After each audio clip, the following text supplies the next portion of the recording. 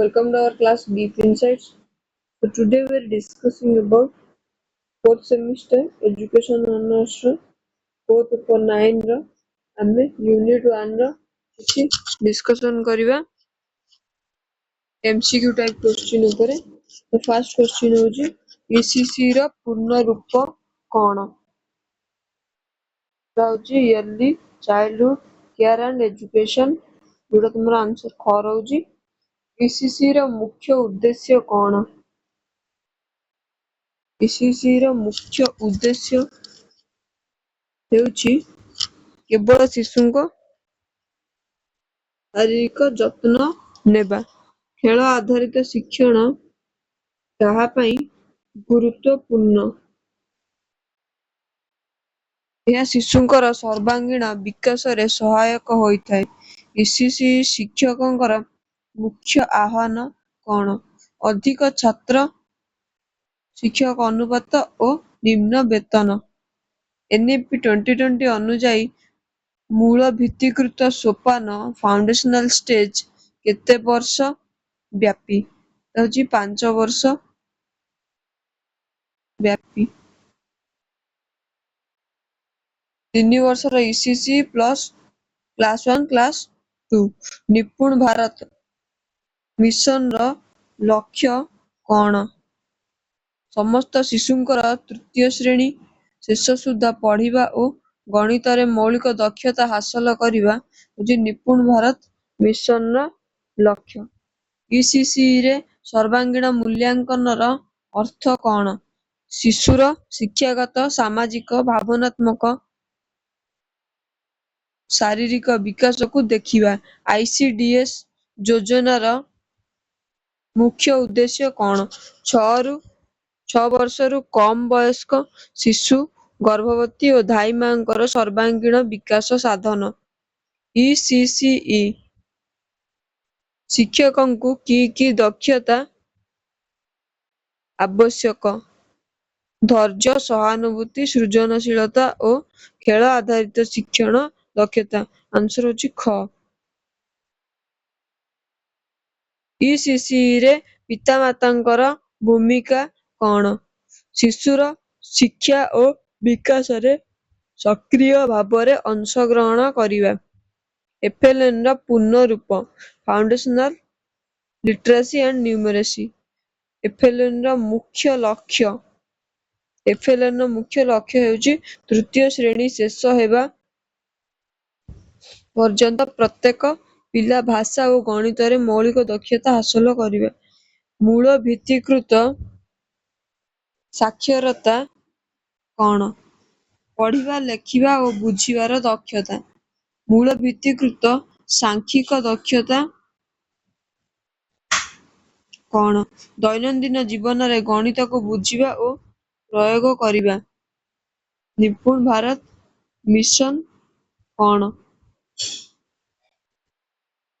ସମସ୍ତ ଶିଶୁଙ୍କର ତୃତୀୟ ଶ୍ରେଣୀ ଶେଷରେ FLN ଦକ୍ଷତା ହାସଲ କରିବା ଲକ୍ଷ୍ୟରେ ଏକ ଜାତୀୟ ମିଶନ।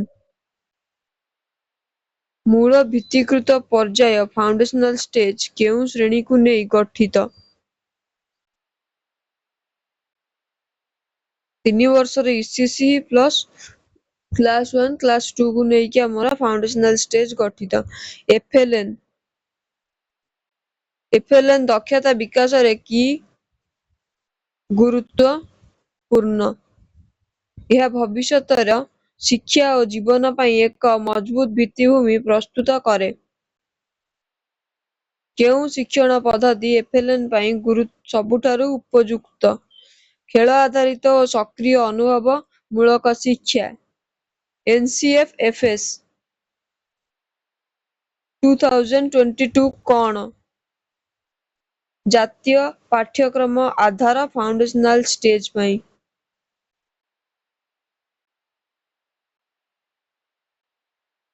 ତାପରେ ତୁମର 20 ନମ୍ବର ପ୍ରଶ୍ନ ଆସୁଛି, FLN ଦକ୍ଷତା ବିକାଶରେ କିଏ ସବୁଠାରୁ ଗୁରୁତ୍ୱପୂର୍ଣ୍ଣ ଭୂମିକା ଗ୍ରହଣ କରନ୍ତି? ଶିକ୍ଷକ, ପିତାମାତା ଓ ସମାଜ। ସମସ୍ତଙ୍କର FLN ଦକ୍ଷତା ବିକାଶରେ ସମସ୍ତ ବ୍ୟକ୍ତିଙ୍କର, ସମାଜର ଏବଂ ପିତାମାତାଙ୍କର ଏବଂ ଶିକ୍ଷକଙ୍କର ଭୂମିକା ଗୁରୁତ୍ୱପୂର୍ଣ୍ଣ ଅଟେ ବୋଲି ସେ କହୁଛି। ତ 21 ନମ୍ବର ହଉଛି ୟୁଇଇ ର ପୂର୍ଣ୍ଣ ରୂପ ୟୁନିଭର୍ସାଲାଇଜେସନ ଅଫ ଏଲିମେଣ୍ଟାରୀ ଏଜୁକେସନ। ୟୁଇଇ ର ମୁଖ୍ୟ ଲକ୍ଷ୍ୟ 6 ରୁ 14 ବର୍ଷ ବୟସ୍କ ସମସ୍ତ ପିଲାଙ୍କୁ ମାଗଣା ବାଧ୍ୟତାମୂଳକ ଶିକ୍ଷା ପ୍ରଦାନ। ସର୍ବ ଶିକ୍ଷା ଅଭିଯାନ SSA କେବେ ଆରମ୍ଭ ହୋଇଥିଲା? 2000 ଆଉ 2001। RTI ଆଇନ ଅନୁଯାୟୀ ଶ୍ରେଣୀରେ ଛାତ୍ର ଓ ଶିକ୍ଷକ ଅନୁପାତ କେତେ? 30:1। ପରେ 25 ନମ୍ବର କହୁଛି କି ସମଗ୍ର ଶିକ୍ଷା ଅଭିଯାନର ମୁଖ୍ୟ ଉଦ୍ଦେଶ୍ୟ କଣ? ପ୍ରି ସ୍କୁଲ ଉଚ୍ଚ ମାଧ୍ୟମିକ ପର୍ଯ୍ୟନ୍ତ ଶିକ୍ଷାର ସର୍ବାଙ୍ଗୀନ ଉନ୍ନତି। RTI ଆଇନ କେବେ ଲାଗୁ ହୋଇଥିଲା?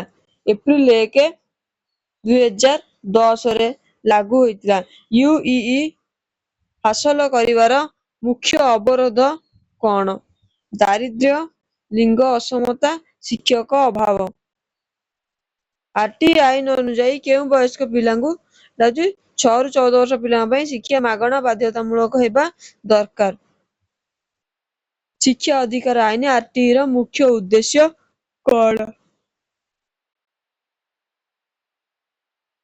ଏଟା ହଉଛି ତୁମର ଆନ୍ସର ଖ ଗୁଣବତ୍ତାପୂର୍ଣ୍ଣ ଶିକ୍ଷାର ସମାନ ଅଧିକାର। 30 ନମ୍ବର ହଉଛି ସମଗ୍ର ଶିକ୍ଷା ଅଭିଯାନ କେଉଁ ଯୋଜନା ଗୁଡିକୁ ଏକୀକୃତ କରେ? SSA, ରାମସା ଆଉ ଶିକ୍ଷକ ଶିକ୍ଷଣ।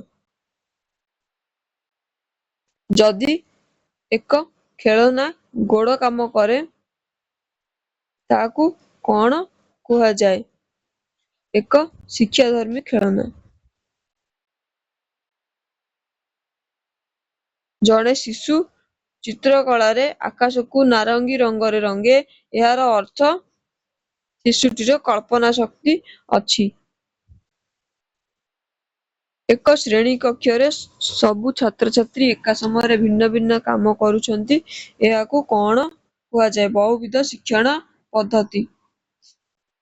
ଜଣେ ଶିଶୁ ଗୋଟିଏ ଇଟାକୁ ଗାଡ଼ି ବୋଲି ଭାବି ଖେଳୁଛି, ଏହି ଘଟଣାଟି କଣ ସୂଚାଏ? ଶିଶୁଟିର ପ୍ରତୀକାତ୍ମକ ଚିନ୍ତନ ଶକ୍ତି ବିକାଶ ହେଉଛି। ଏକ ପ୍ରି ପ୍ରାଇମେରୀ ଶ୍ରେଣୀରେ ପାଠ୍ୟପୁସ୍ତକ ନଥିବାର କାରଣ କଣ? ଶିଶୁମାନଙ୍କୁ ଖେଳ ଓ ସକ୍ରିୟ ଶିକ୍ଷଣ ମାଧ୍ୟମରେ ଶିଖିବାକୁ ଦେବା।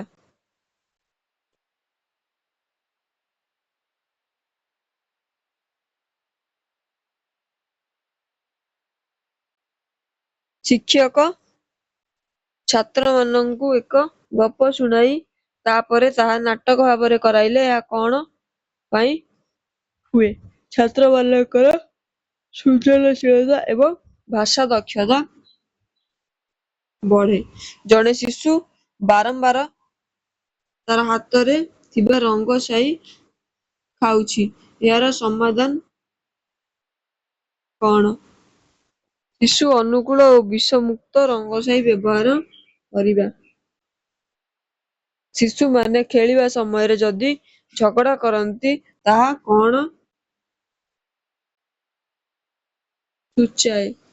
ଶିଶୁମାନେ ସାମାଜିକ କୌଶଳ ଶିଖିଛନ୍ତି। ଏକ ଶ୍ରେଣୀ କକ୍ଷରେ ପ୍ରାକୃତିକ ଜିନିଷ ଯେପରିକି ପତ୍ର, ଗଛର ବକଳ ରଖିବା କଣ ପାଇଁ ଜରୁରୀ?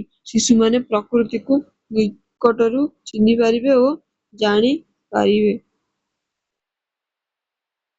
ଜଣେ ଶିଶୁ ତାର ଖାଦ୍ୟ ଅନ୍ୟ ଶିଶୁକୁ ସହିତ ବାଣ୍ଟି ନ ଖାଇଲେ ତାକୁ କଣ କରିବା ଉଚିତ? ଧୀରେ ଧୀରେ ବାଣ୍ଟିବା ପାଇଁ ଉତ୍ସାହିତ କରିବା, କିନ୍ତୁ ଜବରଦସ୍ତି ନ କରିବା। ତ ଇଏ ଥିଲା 40 ଗୋଟି MCQ ଟାଇପ କ୍ୱେଶ୍ଚିନ୍ସ।